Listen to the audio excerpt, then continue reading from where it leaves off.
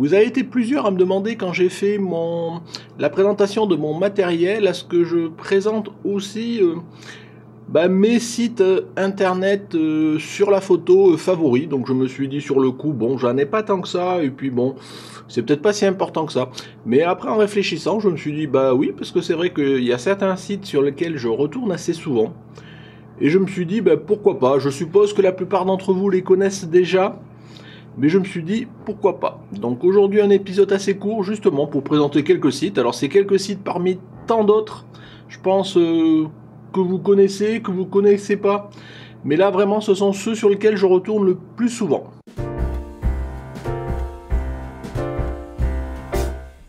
We wish you a Merry Christmas. We wish you a Merry Christmas. We wish you a Merry Christmas and a Happy New Year.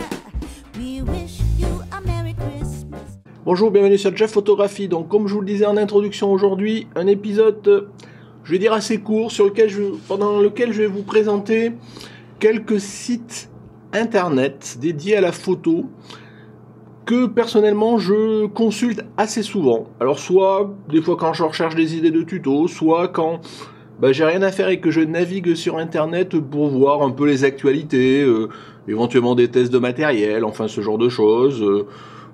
Des fois je recherche des dossiers, moi aussi j'essaye d'apprendre, voilà, donc il y a des dossiers, des petites formations, ce genre de choses qu'on arrive, toujours des petits tutos aussi pour apprendre soi-même.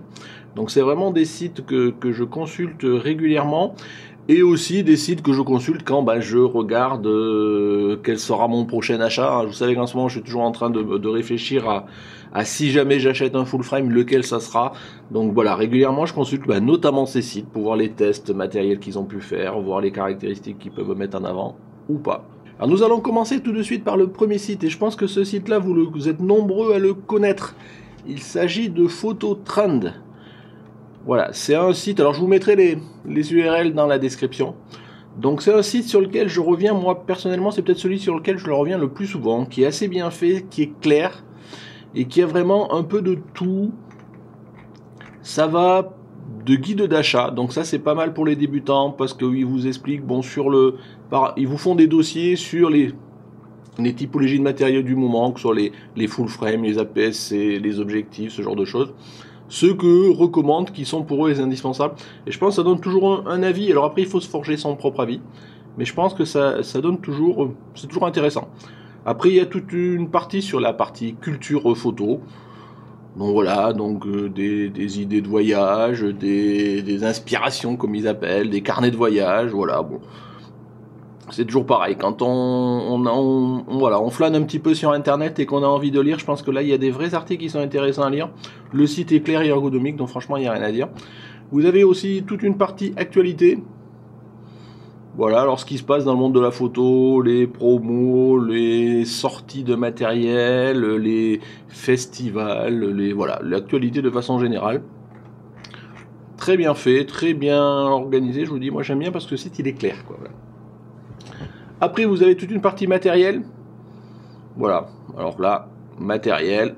Là, vous retrouvez, voilà, c'est au gré des sorties, de ce genre de choses. Donc, c'est l'actualité au niveau matériel. Des tests, des avis. Moi, j'aime bien. Vous avez aussi, et là, c'est aussi très intéressant, si vous recherchez des tutos, des petits cours, ce genre de choses, vous avez les mercredis pratiques, comme ils les appellent, où régulièrement, ici, ils font un petit article sur un thème. Voilà, vous voyez le piqué, comment photographier une cascade, réaliser un beau light painting, ce genre de choses. Et franchement, ce sont des articles qui sont très bien faits, voilà, qui peuvent donner des idées, 2-3 conseils, et à partir desquels on peut s'inspirer pour faire de la photo. C'est ce que nous recherchons tous. Donc voilà, je ne vais pas rester plus longtemps sur ce site-là, Phototrend. Le deuxième site que je vous recommanderai, sur lequel je vais me balader assez souvent aussi, peut-être moins souvent que Phototrend, c'est Darkblog. C'est le site d'un photographe professionnel qui est suisse, voilà, qui est pas mal suivi. C'est surtout plus un blog cette fois-ci, c'est moins organisé en vraiment site comme Phototrend. Mais là pareil, vous trouverez de l'actualité, vous trouverez des articles sur un certain nombre de sujets en lien avec la photo. Moi j'aime bien. Vous avez aussi, alors il faut que je retrouve, voilà, des tests de matériel. Alors souvent ce que j'aime bien c'est que ce sont plutôt des tests orientés tests de terrain et pas de la théorie. C'est vraiment, ils ont eu le matériel, ils l'ont testé pendant plusieurs jours dehors en faisant des sorties photos. Donc voilà, donc ça c'est pas mal. Ils font aussi des formations, des cours, ce genre de choses. Je vous laisserai vous balader. Il y a toute une partie blog, il y a pas mal d'échanges avec, il y a toute une communauté qui s'est greffée autour, qui est assez grande. Et souvent il y a des échanges un peu style forum, des échanges autour avec pas mal de questions-réponses autour d'articles, autour de matériel. Moi j'aime bien. D'ailleurs, ce site-là s'est construit une chaîne aussi. Il y a une chaîne depuis quelques temps qui est en train de se développer. Je vous mettrai pareil le lien dans la description. Voilà, si vous voulez aller faire un tour. Pareil, je vous y engage. Le troisième site, c'est apprendre la photographie. Donc là, pareil, voilà, c'est un petit site, moi que j'aime bien, qui, voilà, je sais pas si on est sur l'accueil, voilà, et sur lequel on vous présente des articles, c'est ergonomique, c'est clair. Alors des articles sur du matériel, sur de la technique, sur de l'actualité, oui, sur le salon de la photo, sur les règles de composition. Donc là, je pense que c'est... Voilà, il y a même une zone qui s'appelle zone débutant. Et là, vous avez des articles organisés en technique. Voilà. Savoir bien exposer une image, avec ici quelques articles. Des règles 5 de composition. Hop, quelques articles. La colorimétrie, voilà. C'est vraiment organisé et je pense que c'est pas mal orienté débutant. Donc je vous engage à aller faire un tour. Et puis voilà, bon, ça coûte rien de temps en temps. Les tutos sur Facebook, c'est bien, je suis le premier, et regardez-les, mais de temps en temps c'est bien aussi, voilà, quand vous êtes sur internet, que vous n'avez pas forcément envie de regarder une vidéo, d'aller regarder ce qui est écrit, la presse écrite, enfin en tous les cas, les blogs écrits sont toujours aussi intéressants, moi j'avoue que j'y vais, autant je lis pas de bouquins, quasiment pas, mais de temps en temps des articles sur internet, sur des sites internet, ouais, j'y vais. Donc voilà, alors après là je vous laisse, voilà, il y a toute une partie blog, vous voyez, organisée avec les bases de la photographie, des assistances techniques, choisir son matériel, tutoriel photo, post-traitement, voilà. Bon, je pense que c'est assez sympa, c'est un site à découvrir si vous le connaissez pas, et puis toujours pareil, à vous forger votre opinion, vous, si ça vous intéresse ou pas. Voilà, pour finir, je vais repasser deux sites dont un je suis sûr vous le connaissez, c'est DxOMark. Donc c'est un site, alors là il vous apprendra pas grand chose, mais par contre c'est vraiment un site moi sur lequel je viens régulièrement quand je veux avoir des avis de laboratoire, je vais dire ça comme ça, sur un objectif, sur un appareil photo. Ça permet d'avoir l'exhaustivité des caractéristiques, par exemple si on prend un appareil photo, d'avoir l'exhaustivité des caractéristiques, les dates de sortie, mais aussi d'avoir des données de courbes qui n'ont la montée en ISO, pour un objectif, les zones de netteté, ce genre de choses. Ça permet surtout de comparer les appareils entre eux. Alors après, il faut le prendre pour ce que c'est. Ce sont des données de laboratoire. Donc au bout d'un moment, quand il y a un distinguo de 0,1 entre la note d'un appareil à l'autre, est-ce que l'autre il est meilleur ou pas? Ça doit rester...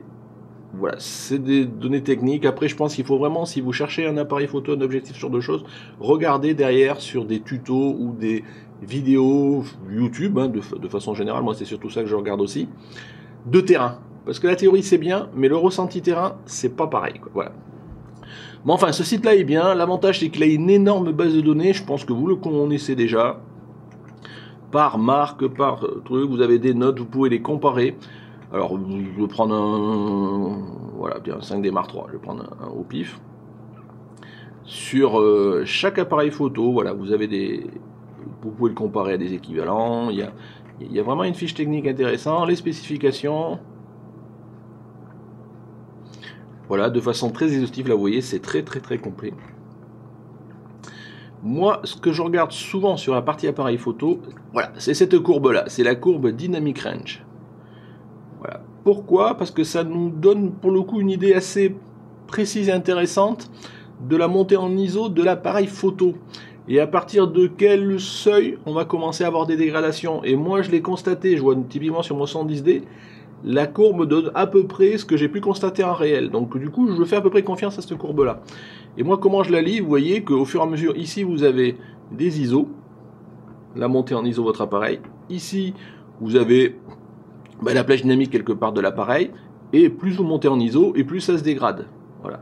Et en fait, à partir du moment où vous passez sous le 8, là ici, vous voyez, alors je sais pas si on voit bien à l'écran, Ici, vous avez un seuil de 8. Et globalement, on considère souvent que entre 9... En tous les cas, quand ça passe en dessous de 8, bah, il vaut mieux éviter, quoi. Donc c'est vraiment le seuil maximal. Donc là, vous voyez, j'ai pris au hasard le 5D Mark III. Donc quelque part, entre 6400 et jusqu'à 12800, il est correct en montée en ISO. Et après, au-delà, bah, il vaut mieux éviter. Moi, si je prenais mon 70D, ici, on est à la limite de 3200 ISO. C'est pour ça que je limite pas, là, je limite les ISO à 3200 en montée sur mon 70D. Voilà, en tous les cas, sur les appareils, c'est vraiment cette courbe-là que moi j'exploite au-delà des caractéristiques et de la comparaison, je vous dis, caractéristiques précises d'appareil à appareil, mais après, au bout d'un moment, voilà, ça reste très technique, il faut les prendre pour ce que c'est. Ce que j'aime bien aussi, c'est sur la partie objectif. Parce que là, pareil, ils ont une base de données qui est relativement complète, ça peut permettre de comparer les objectifs, mais surtout dans les objectifs, alors bon, allez là, tiens, je vais prendre un Canon, n'importe lequel. Voilà, si on prend, allez, 85 mm, sériel 1.2. Moi, ce que j'aime bien regarder, au-delà des spécifications, pareil, des tests, ce genre de choses, c'est dans les mesures, alors il faut que je retrouve à chaque fois, c'est dans Sharpness et Field Map, c'est ça, voilà.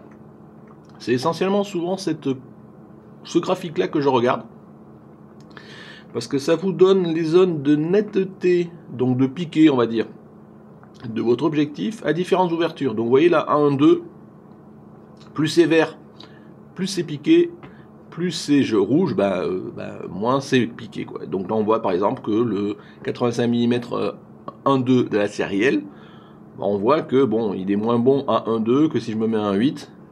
Voilà, oui, là c'est tout à fait bon. On retrouve notamment souvent les dégradations dans les coins des objectifs, ce genre de choses. Donc moi souvent, c'est vous que je m'inspire un petit peu de ces courbes-là pour me faire un avis. Et après, comme je vous l'ai dit, pour les appareils photo, ça s'appuie aussi sur les tests sur site. Voilà, de terrain. Donc voilà, pour DxO. Et enfin, le dernier site que je vais vous présenter rapidement, enfin encore que je pense que vous le connaissez, c'est un peu un des concurrents de DxO, c'est DP Review. Donc c'est un site pour le coup anglais ou américain, enfin anglophone, donc c'est écrit en anglais. Donc là pareil, qui présente aussi pas mal de matériel, donc c'est toujours intéressant. Voilà, il ne se contente pas de présenter des données techniques. Voilà, je vous laisserai aller regarder, si vous lisez l'anglais, il n'y a pas de problème, et puis avec Google, notre meilleur ami qui traduit, je pense qu'aujourd'hui on arrive à se dépatouiller même avec des sites anglais. Mais c'est surtout, vous retrouvez un peu comme sous DxO, voilà, une grande base de données d'appareils photo et d'objectifs. Voilà, et là, vous pouvez, alors je sais pas, là, on va prendre un, pour le je suis là, tiens, on va prendre celui-là, le 6D Mark II. Voilà, donc là, pareil, vous avez une fiche technique, une description, vous avez pas mal de choses. Vous avez les spécifications, vous avez ici éventuellement un test rapide de ce qu'ils en pensent, vous avez des exemples de photos. Donc je pense presque même qu'il est plus complet, je pense, que DxO. Enfin, par rapport à ce que moi je recherche, vous avez des exemples de photos qui ont été faites avec le 5D Mark, enfin le 6D Mark II là. Voilà, vous avez pas mal de choses. Je pense que c'est toujours intéressant. Pareil, on peut comparer les objectifs, on peut comparer les appareils photo ou les objectifs. Vous voyez, donc hop, lens. Bon, voilà, donc là, si je prends un Canon, voilà, vous voyez tous les objectifs. Là, hop, le 85 mm 1.4. Voilà, vous voyez, vous avez un certain nombre de choses ici. Vous avez des exemples, vous avez les spécifications. Voilà, je pense que c'est pareil. Donc c'est un site qui à la fois montre des articles sur le matériel, mais aussi permet de se forger un avis sur les caractéristiques techniques d'un objectif, d'un appareil photo, ce genre de choses. C'est un bon complément à DxO. Il ne faut pas prendre qu'une seule source, je vous dis, au-delà de sources après complémentaires de terrain. Mais c'est un site sur lequel je viens de temps en temps quand vraiment je suis à la recherche de caractéristiques et je veux choisir un nouveau matériel. Donc voilà, je vous ai fait le tour assez rapidement de quelques sites. Je pense que ces sites sont connus, enfin en tous les cas, que vous les connaissez. Si vous ne les connaissez pas, ben voilà, je suis content de vous avoir fait découvrir. Je vous dis, après, il en existe des multitudes de sites avec des intérêts variés. Moi, j'aurais pu en citer plein d'autres, mais ceux-ci sont ceux sur lesquels je reviens le plus souvent. Donc c'est pour ça que je les ai mis en évidence. Après, voilà, des fois, je viens juste lire un article sur un site, ce genre de choses. C'est pas pour ça que j'y reviens, parce que pour plein de raisons, soit il y a beaucoup de sites qui vivent plus aussi, c'est ça qu'il faut voir. Les forums, ce genre de choses, j'y vais pas trop. Sauf quand pour le coup je pose une question précise et que la réponse est dans un forum. Mais quand vraiment vous cherchez de l'info, vous savez pas forcément ce que vous recherchez de l'actualité, bon voilà, vous avez ce site-là. Et je vous dis bien d'autres, donc je vous engage vraiment dans les commentaires, si vous avez d'autres sites de référence que vous consultez, de me les citer. Ça permettra de les partager avec la communauté, puis moi ça permettra peut-être de les découvrir si je les connais pas déjà. Voilà, écoutez, je vais pas vous embêter plus que ça, je tiens à vous souhaiter encore une bonne et joyeuse année. Voilà, c'est ma première vraie vidéo de l'année, donc on commence doucement. Donc merci de m'avoir suivi, donc n'hésitez pas, des petits pouces bleus, les commentaires. Si vous n'êtes pas abonné, je vous engage à vous cliquer ici. Si vous voulez soutenir la chaîne avec un tip, voilà, pour la nouvelle année, bonne résolution. C'est ici ça se passe, et puis les vidéos en dessous, classiques. Voilà, merci de m'avoir suivi. Au revoir.